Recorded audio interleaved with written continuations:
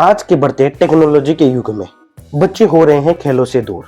क्यों? क्योंकि आजकल माता पिता भी उतने बच्चों पर फोकस नहीं करते कि ये बच्चा चलो मोबाइल देख रहा है, कोई बात नहीं, पढ़ रहा है, बस ज्यादातर पढ़ाई का ध्यान रखते हैं कि हाँ वो पढ़े और बस मोबाइल देख ले। खेलने पर हमारे माता पिता का भी कोई योगदान नहीं होता कि बच्चों को खेलने दिया जाए। वो भी ऐसे ही समझते हैं कि खेल यानी टाइम वेस्ट, लेकिन नहीं, वो गलत है।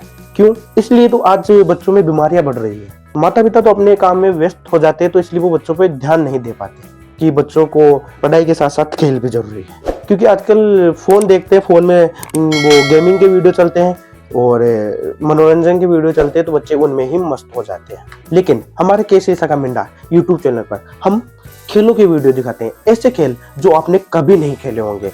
आप अगर आरएसएस की शाखा से नहीं जुड़े हुए हैं तो कभी नहीं खेले होंगे। ऐसे ऐसे खेल बच्चे खेलने पे उतावले हो जाएंगे। ऐसे खेल है, उसमें मनोरंजन के खेल है, वो पूरे क्षमता के खेल भी है। अब प्रश्न आता है कि आरएसएस की शाखा को यूट्यूब पे लाने का क्या मतलब कि यूट्यूब पे खेल दिखाने से क्या होगा। आपने एक चीज नोटिस की कि बच्चा जो देखता है वो ही करता है। अगर बच्चा यूट्यूब पे गलत चीजें देखेगा तो वो गलत ही तो करेगा ना। अब हमारे जैसे लोग अच्छी चीजें डालना ही बंद कर देंगे, खेल दिखाना ही बंद कर देंगे, तो वो कहाँ से खेल खेलेगा। अभी थोड़े दिन पहले एक ट्रेंड आया था कि एक गिलास में हल्दी डाल के वो जैसा देखा सभी ने वैसे करने लगे, तो बस वही है, जैसा बच्चा देखेगा वैसा ही करेगा। अगर हम बच्चों को अच्छी चीज दिखाएंगे तो बच्चा अच्छी चीजों की तरफ ही बढ़ेगा। लेकिन अब अगर हम ही दिखाना बंद कर देंगे कि क्या होगा इस सोशल मीडिया से, मैं कहता हूँ सोशल मीडिया आज के ज़माने में एक ब्रह्मास्त्र है, जिसका सदुपयोग किया जाए तो वो आपको कहाँ से कहाँ तक पहुँचा सकती है।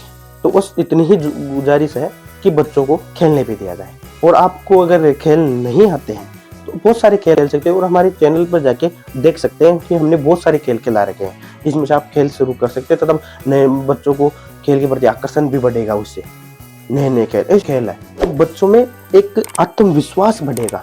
आजकल बच्चे डर जाते हैं किसी से भी, किसी के सामने अपना जो प्रॉब्लम है वो नहीं बता पाते, यानी डरते हैं, बड़े समझने लगते हैं अपने आप को नहीं जान पाते, अपने आप को समय नहीं दे पाते। शाखा में बस यही है, शाखा में अपने आप को समय देना ही सिखाया जाता है।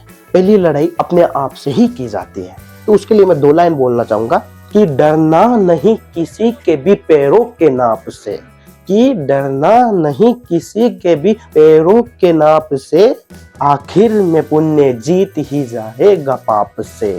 कि डरना नहीं किसी के भी पैरों के नाप से, आखिर में पुण्य जीत ही जाएगा पाप से। राम कृष्ण ने कहा अर्जुन से बस यही कि पहली लड़ाई जीतनी है अपने आप से, कि पहली लड़ाई जीतनी है अपने आप से।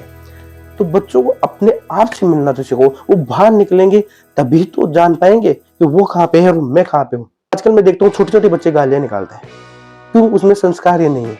शाखा में सुबह आते हैं तो ऐसे समझते हैं कि शाखा में जाना यानी टाइम वेस्ट, खेलना मतलब टाइम वेस्ट, पढ़ा ही सब कुछ।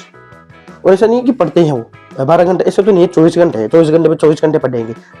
8 घंटे सोने के डाल दो, बच्चे 16 घंटे ऐसे तो नहीं पढ़ेंगे। 6 घंटे स्कूल के निकाल दो, बच्चे 10 घंटे पढ़ देगा। 4 घंटे 3 घंटे या 3 घंटे अलग एक्टिविटी के निकाल दो, बच्चे 7 घंटे पढ़ते हैं। अगर 1 घंटा उसमें से शाखा में निकल जाएगा। शाखा हमें सिखाती ही है टाइम मैनेजमेंट, इतने बजे उठना है। अब हमारी शाखा लगती है सुबह 5:30 बजे। बहुत छोटे छोटे बच्चे उठ के आ जाते हैं, और जो शाखा में नहीं आते वो सोए रहते हैं बहुत लेट तक। तो मैं आपसे इतना ही अनुरोध करना चाहता हूँ कि बच्चों को संघ की शाखा में भेजिए। यहाँ पे केवल हम चरित्र निर्माण का कार्य करते हैं, व्यक्तित्व निर्माण का कार्य करते हैं। धन्यवाद।